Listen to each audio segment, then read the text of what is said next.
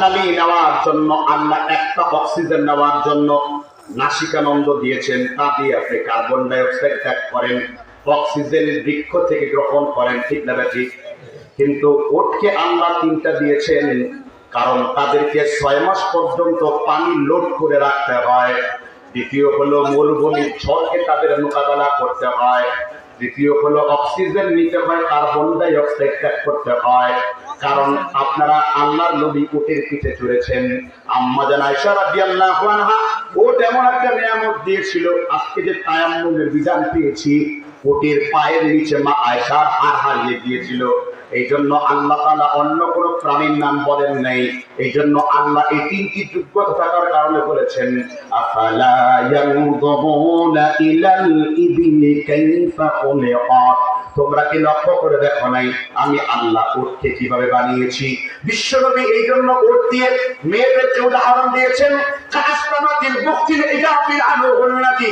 উটের যেমন উঁচা কোষ থাকে, কিয়ামতের পূর্বে কিছু মেয়েদের মাথার মধ্যে চুল থাকবে না, কিন্তু তারা সৌন্দর্য বর্ধনের জন্য, মানুষকে দেখানোর জন্য মাথার মধ্যে পরচুলা ব্যবহার করবে। আমার আপনার এলাকায় মুরাদ থাকলা অনেক আত্মীয় স্বজনদের দেখতে পাওয়া যায়, মাথার টাককে ঢাকার জন্য তারা পরচুলা ব্যবহার করে, ঠিক না ঠিক? রাসূল কি বলছেন? মেয়েদের কাসমাতিল বুক্তিল ইজাফিল আনহুন্নাতি, তারা মাথার মধ্যে ওটের মতো কুচ করবে। ওট যেমন ফুলে উঠে, কৃত্রিম চুল দিয়ে এরকম ফুলে উঠবে।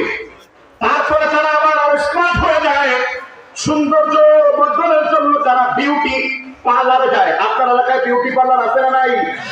আল্লাহর কসম নাজিল হবে ওই বিউটি পার্লারের উপরে, যেই বিউটি পার্লারে মেয়েদের চোখের ভুরুগুলোকে প্রাণ হয়।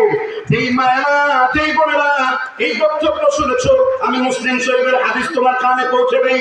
আল্লাহর নবী বলেছেন, লাআনাল্লাহ, আল্লাহর লানত, আল্লাহর অভিশাপ, ফেরেশতার অভিশাপ, মুমিনের অভিশাপ, প্রত্যেকটা সৃষ্টিকর্তার অভিশাপ ওই মেয়েদের প্রতি মুতানাম্মিসাতি ওয়াল মুতাফাল্লিজাতি।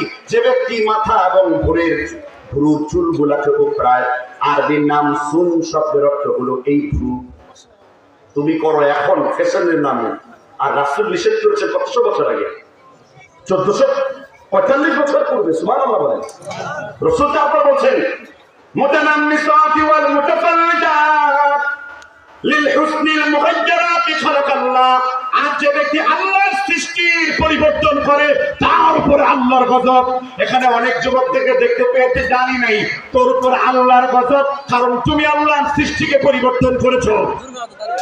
যেই মেয়ে চিন্তায় দাড়ি কেটেছো, যেই মেয়ের চিন্তায় পরকীয়ায় পরে দাড়ি হারিয়েছো, তোমার এই দাড়ি কাটার জন্য আল্লাহর গজব আছে না নাই?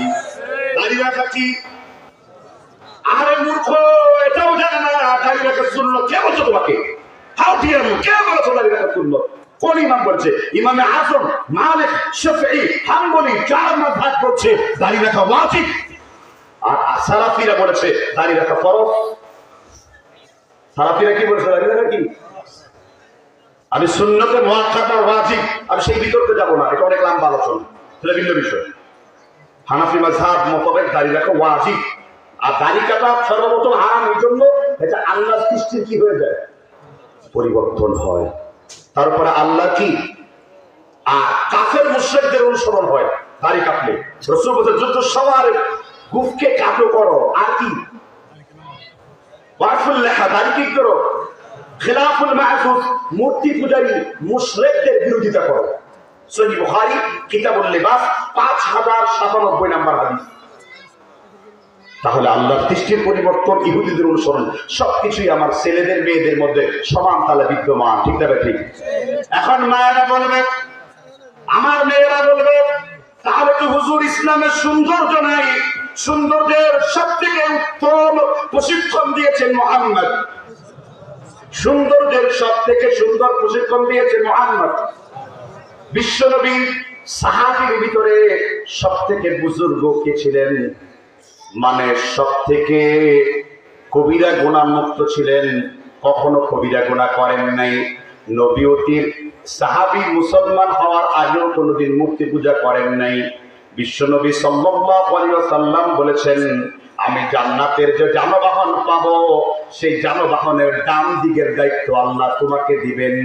যেই সাহাবা কোনোদিন কারো কাছে হাত পাতেন নাই, যেই সাহাবা জুহুদ করেছেন, দুনিয়া ত্যাগ করেছেন, সেই সাহাবীর নাম কি? আমি জানতাম এই নামটা বলবেন, কিন্তু সাইয়েদনা আবু বকর নয়। এতগুলো রাকাত এই সাহাবীর শানে বলেছি, তিনি বিশ্ব নবীর জালিলুল কদর সাহাবা আবু যর গিফারি রাদিয়াল্লাহু আনহু। কি নাম বলেছি? আবু যর গিফারি রাদিয়াল্লাহু আনহু। বিশ্ব নবীকে বললেন, হে আল্লাহর নবী, আমি সুন্দর জামা, সুন্দর জুতো পরতে চাই, এতে কি আমার কোনো গুনাহ হবে নাকি? বিশ্ব নবী আবু যরকে বলেছেন, আল্লাহু জামিলুন ইউহিব্বুল জামাল। মুসলিম রিয়াদুস সালিহিনের হাদিস 1077 নাম্বার। আল্লাহ নিজে সুন্দর, তিনি সৌন্দর্যকে পছন্দ করেন। সৌন্দর্যের নাম অহংকার নয়। অহংকার হলো তোমার সামনে আল্লাহর আয়াত দিলাম, তোমার সামনে হাদিস দিলাম, তোমার সামনে আল্লাহ কোরআনের বাণী পৌঁছে দিলাম, এরপরও তুমি এটাকে ইনকার করেছো, তোমার মানতে মনে চায় না। বিশ্ব নবী বলেছেন, সত্য থেকে যে মুখকে ফিরিয়ে নেয় ওই ব্যক্তি অহংকার। বলেছে কি? সত্য থেকে যে মুখকে ফিরিয়ে নেয় সে ব্যক্তি কি? মহিলাদের সৌন্দর্যের ব্যাপারে গুরুত্ব দিয়েছেন মুহাম্মদ। কি বলছেন রাসূল? তিবুর রিজালি ওয়াহারা রিহুহু। পুরুষের সৌন্দর্য হলো সুগন্ধির ভিতরে। সুবহানাল্লাহ। তিবুর রিজাল ওয়াহারা রিহুহু। পুরুষের সৌন্দর্য হলো কিসের মধ্যে? সুগন্ধির ভিতরে। আপনি দামি দামি সেন্ট দেন, ওয়ান ম্যান শো, দামি আতর দেন, জাফরান আতর আছে, খুব দামি, চমৎকার। আরবের লোকদের সাথে একত্রে মুসাফাহ করলে আরবদের শরীরে বিভিন্ন প্রকার আতরের সুগন্ধি হয়, আর আমার দেশে আপনাদের আমার সাথে মুসাফা করলে খালি ঘামের দুর্গন্ধ বের হয়। ঠিক না? ঠিক। কারণ তারা সুন্নাতটাকে আঁকড়ে ধরে। ঠিক। আর বুড়াদের সাথে হাত মিলালে খালি বিড়ির গন্ধ বলে। হাতের মধ্যে বিড়ির গন্ধ, পাঞ্জাবিতেও গন্ধ, দাঁতেও গন্ধ, টুপিতে নামাজ পড়ে সেটাও গন্ধ। ঠিক না? ঠিক ছিল বলে। এটার কারণ কি? এটার কারণ হলো আমরা রাসূলের সুন্নতকে আঁকড়ে ধরি না, তারপরও আরবে বদনাম করে। ঠিক না? ঠিক। তারপর কিসের বদনাম করে?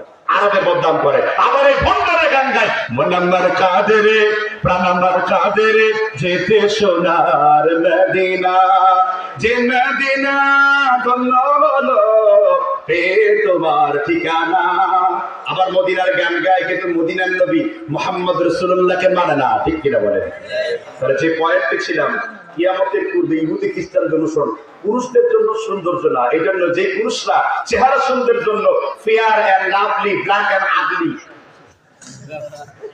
এটা মাখা যাবে না। এটা মাখা কি?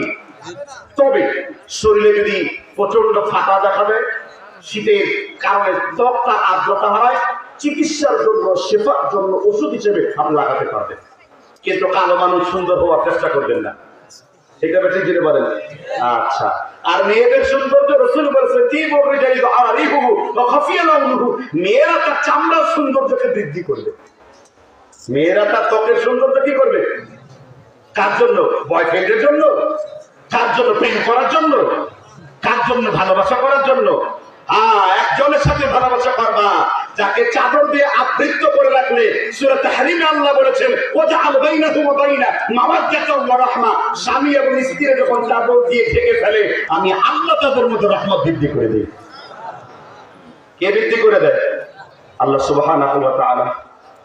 এজন্য ইহুদি খ্রিস্টানদের অনুসরণ করা যাবে না। যাবে? আচ্ছা, ইহুদি খ্রিস্টানদের সবথেকে বড় হাতিয়ার দুইটা জায়গায়। হ্যাঁ, আমাদের শিক্ষা ব্যবস্থা পরিবর্তন করা। আমাদের শিক্ষা ব্যবস্থা কি করা? ইহুদি খ্রিস্টানদের হাতিয়ার। গেল কিছুদিন পূর্বে আমার বাংলাদেশের জাতীয় সঙ্গীত যিনি গেয়েছেন তার নাম কি? হ্যাঁ, যার নাম করে আমরা জাতীয় সঙ্গীত গাই সে কবির নাম কি? না, এখন নাম বলতে পারেন না। এখন বললে সমস্যা আছে। কি নাম? 47টা বেশ্যাঘর চালাতো। জেনা করতে করতে সিফিলিস হয়ে গেছিল। ভারতের অমর্ত্য সেন নোবেল বিজয়ী বলেছিল, রবীন্দ্রনাথ হারামজাদা হারামজাদা, তার ডিএনএ পরীক্ষা করতে হবে, কারণ তারা দেখতে হারামজাদার মতো মনে হয়। বুঝতে পারছেন কিনা? এবং ঢাকা ইউনিভার্সিটির যেন না হয় এই জন্য 19 বার ইংরেজদের প্রতি চিঠি লিখেছিল যে ঢাকা বিশ্ববিদ্যালয় যেন বাংলাদেশে প্রতিষ্ঠিত না হয়। মুহাম্মদ রাসূলুল্লাহকে নিয়ে কটূক্তি করেছিল। আব্দুস সাত্তার নামের একজন সাহিত্যিক তাকে প্রশ্ন করেছিল, একটা আন্তর্জাতিক আপনার ফ্লোকরা সোসাইটিতে যে রবীন্দ্রনাথ আপনি কোরআন করেছেন সূরা বাকারা পড়েছি, এরপরে বেশি দূর যেতে পারিনি। মুহাম্মদ সাল্লাল্লাহু আলাইহি ওয়াসাল্লামের জীবনী পড়েছেন, হ্যাঁ মুহাম্মদের জীবনী পড়েছি, কিন্তু বেশি ভালো লাগে নাই। কারণ লাগবে কেমনে? তুমি তো বইতে লেখছো বুক ভরা জল, নাউযুবিল্লাহ, লুচ্চার দৃষ্টি বুকের দিকে, তাই আবার কবিতাতে লিখছে। আর এই লুচ্চার কবিতা হলো আমার দেশে কি জাতীয় সঙ্গীত। এই জন্য আমি বলছি তাকলিদ শুধুমাত্র যে কোন আলেমকে করলেই হবে তা না, তাকলিদ বিজাতীয় করলেও হবে। তাকলিদ আপনার 21শে ফেব্রুয়ারির মাধ্যমে হতে পারে, তাকলিদ আপনার ভ্যালেন্টাইন ডে এর মাধ্যমে হতে পারে, তাকলিদ আপনার 31st নাইটের মাধ্যমে হতে পারে, তাকলিদ আপনার অনেক নাজায়েজ কাজের মধ্যে হতে পারে। ঠিক আছে, ঠিক করে বলেন। মোটা দাগে হলো লা তুকাল্লিদু দীনাকুমুর রিজালা। স্পষ্ট ইবনে মাসউদ বলেছেন, তোমরা ধর্মের মধ্যে কোন ব্যক্তির অনুসরণ করো না। লা তুকাল্লিদু দীনাকুমুর রিজালা। সুনানে বাইহাকি, বাইহাকির কুবরা আল বাইহাকি, সুনানে বাইহাকি আল কুবরা 2021 নম্বর হাদিস। ইবনে মাসউদ বলেছেন, লা তুকাল্লিদু দীনাকুমুর রিজালা, তোমরা ধর্মের মধ্যে কারো তাকলিদ করো না। আল্লামা মোল্লা আলী কারি বলেছেন, আত-তাকলিদ ক্বাবলুল কওলি গায়রা বিলা দালিল বিলা হুজ্জতি, প্রমাণবিহীন কারো কথার নাম মেনে নেওয়ার নাম হলো তাকলিদ। আল্লামা বদরুদ্দিন আইনি উমদাতুল কারি হাসিয়া 29 পৃষ্ঠায় স্পষ্ট করে লিখেছেন, মুকাল্লিদু জাহলা, মুকাল্লিদু জাহলা, মুকাল্লিদু সাবিয়্যুন, মুকাল্লিদু গাবিয়্যুন। একজন মুকাল্লিদ মূর্খ হয়, একজন মুকাল্লিদ অশিক্ষিত হয়, একজন মুকাল্লিদ পশুর চাইতে মারাত্মক হয়। কথাকে বুঝতে পারছেন কিনা?